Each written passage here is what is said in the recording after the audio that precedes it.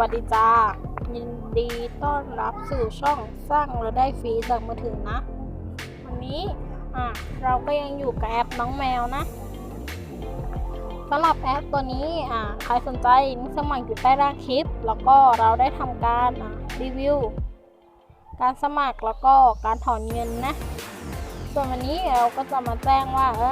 เงินที่เราถอนไปนั้นเข้าหรือไม่เข้านะสำหรับเว็บนี้แล้วถ้าใครยังไม่เคยเล่นนะวิธีการเล่นของแอปนี้ก็แค่ถ้าเรากดพวกนี้นะพวกนี้จะเป็นแบบสับขาของเขาให้เรากดแล้วก็กดที่คำว่าสตาร์ทนะ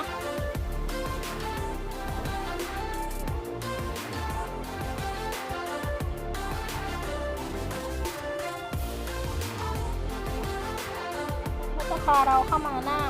การทำแบบสอบถามนะ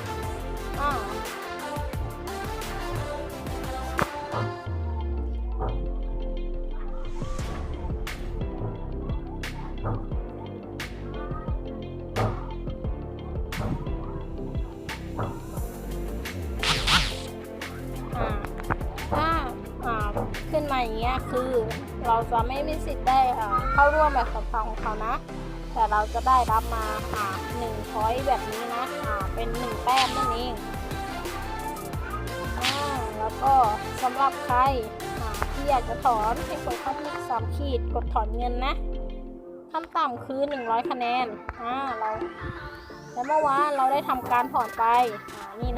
เราได้ทำการถอนไปที่103 คะแนนหรือ1.29 ดอลลาร์นะถอนไปเมื่อวันที่15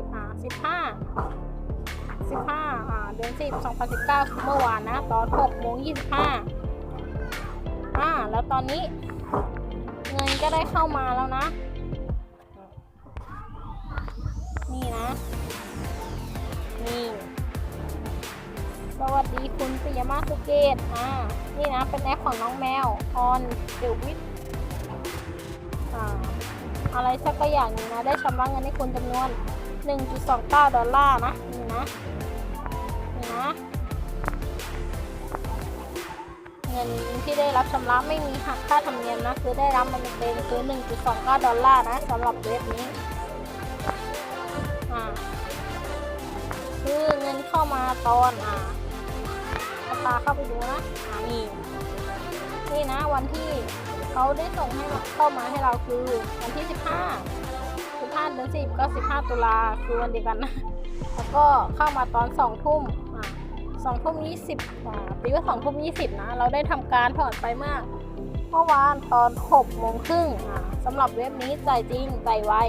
ใช้เวลาการจ่ายอยู่ที่ชั่วโมงหรือ2 ชั่วโมงนะก็ทำการจ่ายเงินเข้ามาแล้วนะเราจะพาเข้าไปดูที่หน้าเพย์พานะ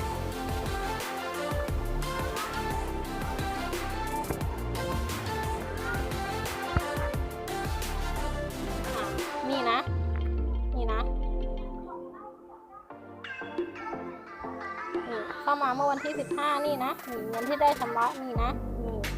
เว็บตัวเดียวกันนะแอปน้องแมวเนี้ย 1.29 ดอลลาร์สรุปว่าเว็บน้องแมวตัวนี้นะ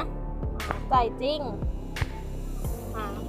นะสำหรับใครที่สนใจลิงก์สมัครอยู่ใต้ล่างคลิป